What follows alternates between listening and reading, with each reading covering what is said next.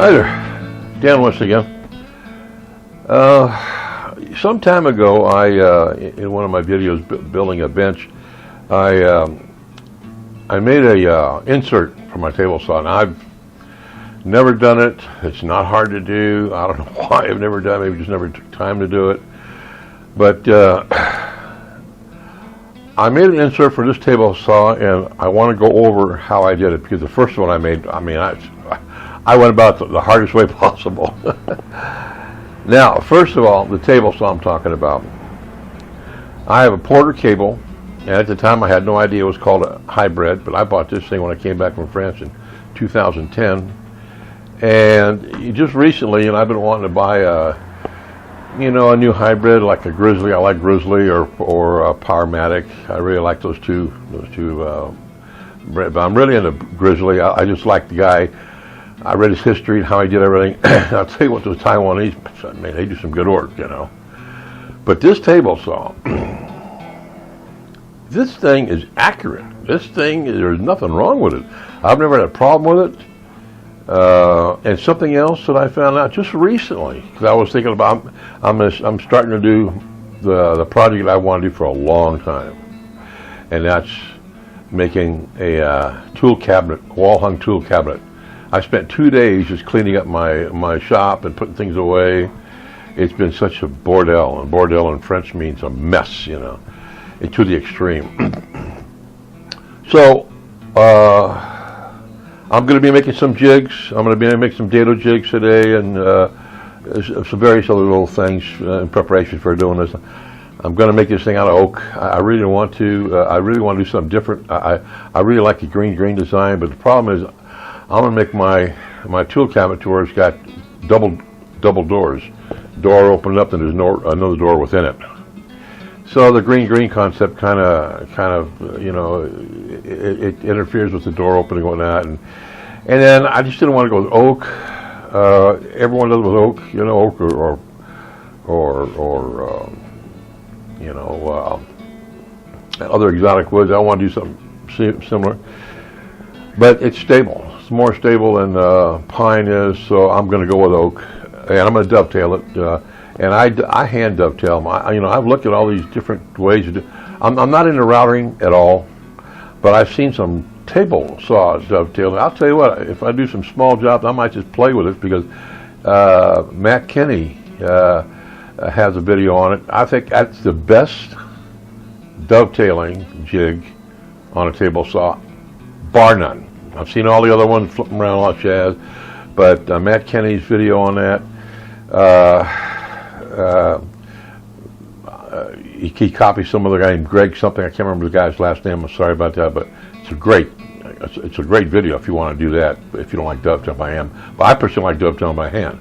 I don't like the fact that dovetails are all very symmetrical. The only bad thing about the table saw, everything's got to be centered. You got to be really symmetrical. Okay, but I like them hand done. The guy I copy is Klaus, Frank Klaus. I like doing pins first, because I like my pins narrow. So I don't like fighting, trying to scribe in between them, when you've got your tails all done. But the other aspect about doing tails first is Christian, I forget his name. He stacks the tails and does them both at a time. I like that. It's a straight cut, and you can do both sides of your tails first.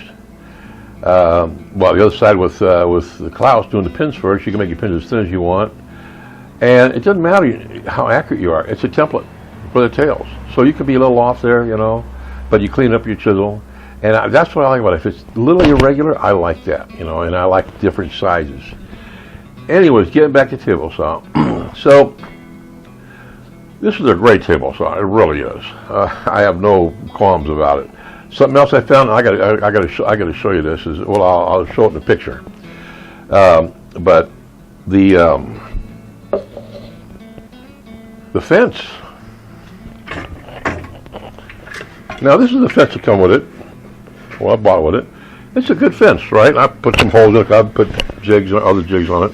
But take a look at this. I just noticed this just the other day. Take a look at this. I had no idea. It's got a way for putting a T-nut in there, a T-bolt in there. So I made two. I didn't want to go to the store. I had some bolts, some carriage bolts and some washers. Ground them down, went in there, and I've got some nuts.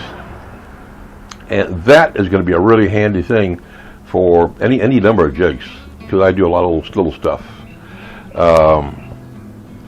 I recently bought some magnetics. I've got my I just bought the Grizzly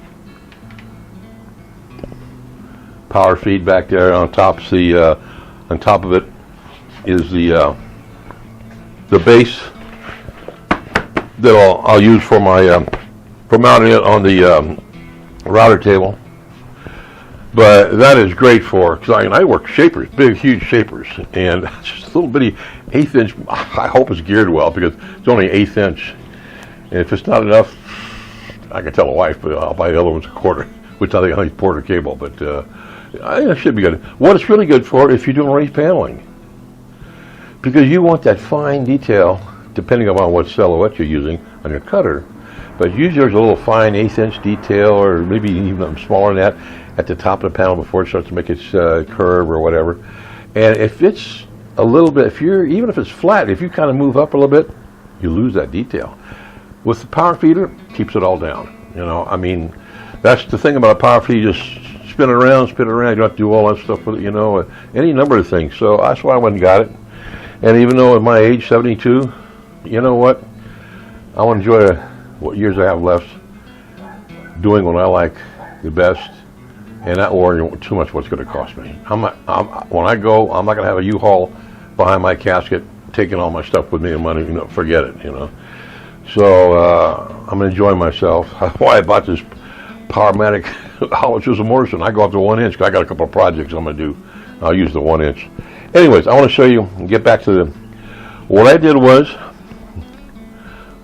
I made all my inserts.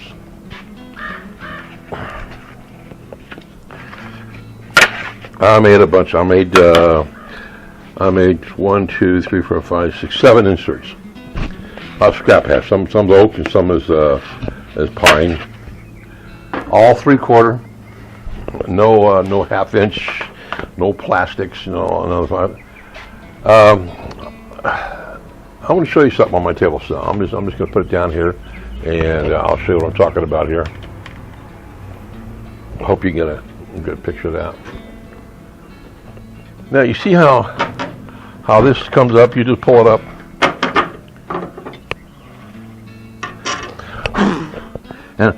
And here you have all this business here. All this, you got the screws, your leveling screws, and all these hubs here. And look what I did, my first one.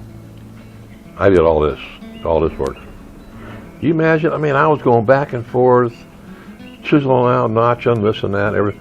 I said, what the heck? The only thing I didn't do with these is this right here, and I can do that later. That's for when I get the blade all the way up. But most of these don't deal with the blade coming all the way up. Now, this is for my real fine 60-tooth blade. Morning. How you doing, guy? Good. How are you? My UPS man. They're the best guy. UPS. You take care. So, when I looked at this, I said, there's got to be a different way, a better way of doing this. Little screw at the end. First of all, look at mine. Look at mine. Mine goes in there like that.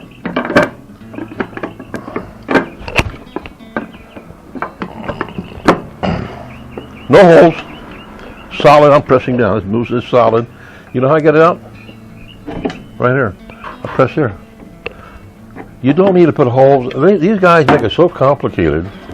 Look at this. If you do it right, and that's good.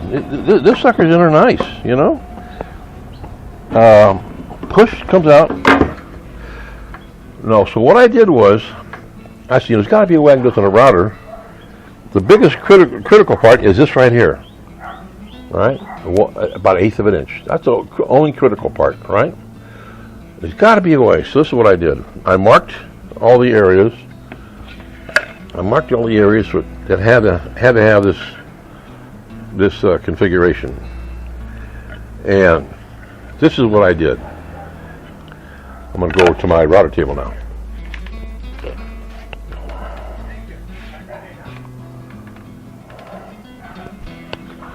On my router table, I used this cutter. All right? I put it in the fence. This is the fence I use. This is the same setup, it's just loose right now. And that's how much my cutter came out. Just enough at this dimension. It came out just at this dimension. All right? And all I did was, after all you do, you cut the width. You measure the width of the opening on your table saw. And you just make this radius with a compass. It's very simple, and then you can sand it in dead nuts to the opening. You don't have to use a template or whether I mean that's the simplest way of doing it. And then I took. Now this is the part that's you've really got to have some experience with this, because I am not telling everybody to do it this way, because the piece can get away from you. But I've done a lot of work with a shaper. You've got this cutter protruding about this much here. So here's this first cut, okay, like this. It's a continuous cut. So I would start like this. I would go into the cutter, flush it, come around, and this is where you got to be very careful. Keep it tight and keep force, because this cutter wants to send it this way, and come back into it and go into it. You see I have these marks, these pencil marks, right?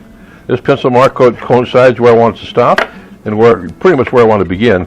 And this shows me where the cutter is, where the cutter starts to come in contact or exit the material. And I do the same thing with all the others. See? Here, here, and here. Come in here, go like this, get in there, go to your line, come out. Same thing here. You want to go in your cutter. Yeah, you want to go in your cutter like this. And that's just about all you're going to get. Right, You're just going to go a little bit. And the thing is, you can go over. This is not that exact. You're making clearance, you're not making something very precise. Anyway, that's what I want to tell you about making a zero clearance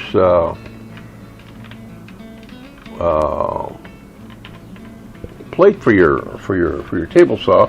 What I'm making is I already got one.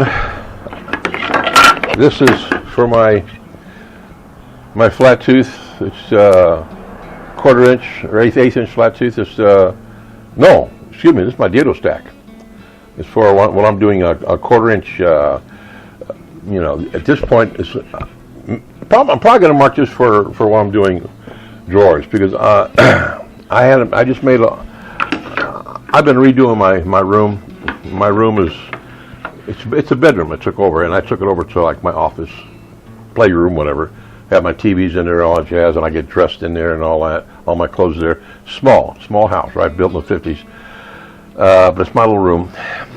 About 2 years ago, I built a big chest, but I didn't do the drawers yet. 2 foot deep, almost 30 inches wide doors, and various sizes. Because I have a small closet, and I don't keep a lot of clothes anyways. But I still have suits and whatnot. Used to go to church a lot and everything. And I just recently finished the doors, and I went back to a system that I learned when I was an apprentice in a cabinet shop. We called it California quarter. I heard people call it quarter, whatever it is, but it's one setup on a table saw of a quarter inch dado blade, and you run all your pieces, your sides, your fronts, your backs, even your slot for the bottom panel. Whether the bottom panel is a quarter inch panel or it's a half inch panel, and it's usually you're dealing with all half inch, because all I ever worked with when I was an apprentice was Baltic birch. We always used just Baltic birch for everything on all the shops that I worked for. I worked at all the premium shops here in LA. And so I'm going to have one dedicated for 3/4 and 45 and probably a 30 and a 20 and a 22.5 degree, all specific angles.